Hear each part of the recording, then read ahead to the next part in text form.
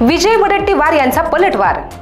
छगन भुजबळ यांनी विजय वडेट्टीवार यांच्यावर मराठा आरक्षणाला पाठिंबा देण्यावरून आरोप केलेले आहेत। वडेट्टीवार यांनी हे आरोप फेटाळून लावत भाजपने भुजबळांना पुढे करून मला लक्ष्य केल्याचा दावा केला। ओबीसींनी न्याय मिळवण्यासाठी भुजबळांच्या पाया पडायलाही आपण तयार असल्याचे वडेट्टीवार यांनी स्पष्ट केले। राष्ट्रवादीचे नेते छगन भुजबळ यांनी कालच्या ओबीसी एल्गार मेळाव्यातून काँग्रेस नेते विजय वडेट्टीवार यांच्यावर जोरदार हल्ला चढवला। भुजबळ यांनी एक व्हिडिओ दाखवत वडेट्टीवार कसे जरांगीची बाजू घेत आहेत असा दावाच भुजबळ यांनी केला।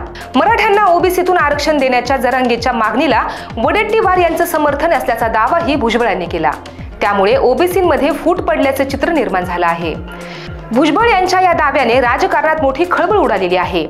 भुजबळ यांच्या आरोपानंतर विजय वडेट्टीवार यांनी आज पत्रकार परिषद घेऊन भुजबळांनाच आरोपीच्या पिंजऱ्यात उभं केलेलं आहे।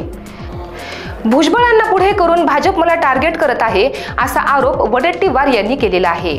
त्यामुळे आता भुजबळ काय पलटवार करतात याकडे संपूर्ण राज्याचं लक्ष लागलेलं आहे। काँग्रेस नेते विजय वडेट्टीवार यांनी पत्रकार परिषद घेऊन छगन भुजबळ यांच्या आरोपांचा समाचार घेतला। ओबीसींनी आरक्षण मिळवण्यासाठी सर्वांनी मिळून काम केलं पाहिजे। काहीही संबंध नसताना भाजपच्या इशाऱ्यावर भुजबळांनी मला टार्गेट केलं। माझ्या नागपूरच्या मेळाव्यात प्रचंड गर्दी झालेली होती।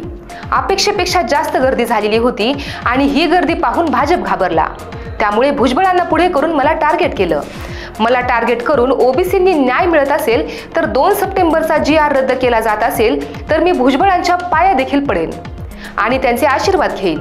भुजबळांच्या पाया पडून भुजबळांना सांगेल तुम्ही जी लढाई लढाल त्या लढाईत मी असेन, असे विजय वडेट्टीवार म्हणाले।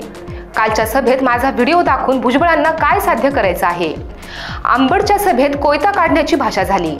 आरक्षणाच्या लढाईत कोयता काढून आरक्षण मिळणार आहे का? आपल्याला जे मिळवायचं आहे ते संविधानिक मार्गाने मिळालं पाहिजे। मोर्चा, निदर्शने, रॅली करून सरकारवर दबाव आणावा लागेल। मंत्रिमंडळात भांडावे लागेल। असं कोयता तलवारी काढून काहीही मिळणार नाही। अंबडच्या सभेत कोयता काढण्याची भाषा झाली। त्यामुळे मी अंबडच्या सभेनंतर त्यांच्या कोणत्याच सभेला गेलो नाही। पंढरपूरच्या सभेला मला बोलवलं नव्हतं आणि काल मतदारसंघात कार्यक्रम असल्याने मी कालच्या सभेला गेलो नाही, असं वडेट्टीवार म्हणाले। आता जरांगेचा विषय काढायची गरज काय होती? नागपूरचा अफाट मोर्चा पाहिल्यानंतर भाजपला आमची भीती वाटली। त्यामुळे आपल्या फेक नरेटिव्हच्या फॅक्टरीतली एका नेत्याला पुढे करून मला टार्गेट करण्याचं काम केलं जातंय।